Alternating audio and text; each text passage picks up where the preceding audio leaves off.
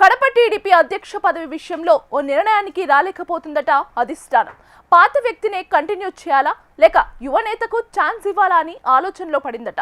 అయితే ఇప్పుడున్న అధ్యక్షుడిని కొనసాగిస్తే పార్టీలో గందరగోళం తప్పదన్న అభిప్రాయాలు వ్యక్తమవుతున్నాయి. ఇప్పటికే కొందరు నేతలు ఎమ్మెల్యేలు వాసును అధ్యక్షునిగా కొనసాగించొద్దని తెగేసి చెబుతుంటే ఇంకొందరేమో యువనేతకు జిల్లా పార్టీ పగ్గాలు ఇవ్వాలని పట్టుబడుతున్నారు. ఇదిలా ఉంటే అధ్యక్షుడిగా వాసు తనంతట తాను తప్పుకునే వరకు చంద్రబాబు ఆయన్నే ఉంచుతారనే మరో ప్రచారం కూడా లేకపోలేదు. వెరసి కడపలో సైకిల్ ప్రెసిడెంట్ పోస్టుపై సందేహం నెలకొంది. జగన్ సొంత జిల్లాలో 2 దశాబ్దాల తర్వాత మళ్లీ పసుపు జెండా ఎగరవేసిన సందర్భంలో పట్టు కోసం జిల్లా అధ్యక్ష పదవి ఎవరికన్న దానిపై పార్టీ క్యాడర్లో ఎడతెరగని చర్చ నడుస్తోంది. జిల్లా అధ్యక్ష పదవి తేలితేనే మిగిలిన పదవులు కొలిక్కి వస్తాయని ఆశావాహులు ఎదురు చూస్తున్నారు. ఇంతకు కడప టీడీపీలో ఏం జరుగుతుంది? ప్రెసిడెంట్ రేసులో ఉన్న ఆ యువనేత ఎవరు? ఏపీలో కడప జిల్లాకు అక్కడి రాజకీయాలకు ప్రత్యేక స్థానముంది. 2 తెలుగు రాష్ట్రాల ప్రజానీకమంతా కడప పాలిటిక్స్ ని ప్రత్యేకంగా గమనిస్తుంటుంది. వైఎస్సార్ కంచుకోటలో తొలుత కాంగ్రెస్, ఆ తర్వాత వైసీపీ చక్రం తిప్పగా ఆ రూల్ని బ్రేక్ చేస్తూ మొన్నటి ఎన్నికల్లో టీడీపీ జెండా ఎగురవేసింది. వైసీపీని 2 స్థానాలకు పరిమితం చేసింది. తిరుగులేదనుకున్న వైసీపీ కూటమి ప్రభంజనంలో కొట్టుకుపోయింది. మునుపెన్నడూ లేని విధంగా ఈ గెలుపుతో టీడీపీ శ్రేణులు కూడా ఉత్సాహంగా ఉన్నాయి. ఇక్కడి వరకు బాగానే ఉన్న కాబోయే కడప జిల్లా టీడీపీ అధ్యక్ష పదవి ఎంపిక విషయంలో ఓ నిర్ణయానికి రాలేక అధిష్టానం సతమతమవుతోందట. అధ్యక్ష పదవి రేసులో అనేక మంది ఆశావాహులు ఉన్నా చివరికి 2 నేతల మధ్య గట్టి పోటీ నడుస్తోంది.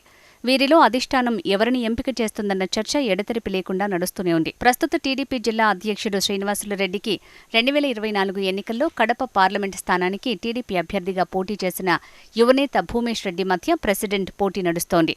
వీరితో పాటు మరికొంతమంది కూడా జిల్లా అధ్యక్ష పదవిని ఆశిస్తున్నారు. ప్రెసిడెంట్ ఎంపికతో పాటు జిల్లా కమిటీల విషయంలో పార్టీ నియమించిన 3-మెన్ కమిటీ ముందు భిన్న అభిప్రాయాలు, వ్యతిరేకతలు, అసంతృప్తులు వ్యక్తం కావడంతో తదుపరి రథసారథి తుది నిర్ణయం అధిష్టానమే తీసుకోవాలంటూ నివేదిక ఇచ్చిందట కమిటీ. దీంతో ఎవరు పార్టీ జిల్లా సారథ్యం వహిస్తారు అన్న చర్చ జోరుగా సాగుతోంది. తెలుగుదేశం పార్టీ విధానాల ప్రకారం మహానాడు జరిగే సమయానికి జిల్లా అధ్యక్ష ఎంపిక పూర్తి చేయటం ఆనవాయితీ. కానీ ఈసారి ఆ ఆనవాయితీకి బ్రేక్ పడింది. కడప వేదికగా టీడీపీ రాష్ట్ర మహానాడు ముగిసి దాదాపు 4 నెలలు దాటింది. ఇప్పటిదాకా జిల్లా అధ్యక్షుల ఎంపిక కసరత్తు ఓ కొలిక్కి రాలేదు. కొన్ని జిల్లాల్లో కొత్త అధ్యక్షుడు ఎవరన్న క్లారిటీ ఉన్నా కడప జిల్లా విషయంలో క్లారిటీ రావటం లేదట. ప్రస్తుత జిల్లా అధ్యక్షుడు R Srinivasulareddy TDP polit bureau సభ్యుడిగా కొనసాగుతున్నారు. మొన్నటి ఎన్నికల్లో ఆయన క్రియాశీలకంగా వ్యవహరించారు. అంతకుముందు టీడీపీ అధికారంలో ఉన్న సందర్భంలో కూడా శ్రీనివాసులరెడ్డి జిల్లా అధ్యక్షుడిగా ఉన్నారు. జిల్లా పునర్విభజన తర్వాత ఆయన అన్నమయ్య జిల్లా అధ్యక్షుడిగా కూడా బాధ్యతలు నిర్వహించారు. ఆ తర్వాత తిరిగి కడప జిల్లా అధ్యక్షుడి బాధ్యతలు అప్పగించింది అధిష్టానం. ఇలా వరుసగా జిల్లా బాధ్యతలు శ్రీనివాసులరెడ్డికి అప్పగించడం, ఇతరులకు అవకాశం ఇవ్వకపోవడంపై జిల్లా టీడీపీ నేతల్లో భిన్నాభిప్రాయాలు వ్యక్తమవుతున్నాయి. జిల్లా అధ్యక్ష పదవికి కొత్తవారిని ఎంపిక చేయాలన్న డిమాండ్ని అధిష్టానం ముందు ఉంచారు. మొన్నటి ఎన్నికల సందర్భంలో శ్రీనివాసులరెడ్డి కొందరికి అనుకూలంగా మరికొందరికి వ్యతిరేకంగా పనిచేశారన్న విమర్శలు కూడా లేకపోలేదు.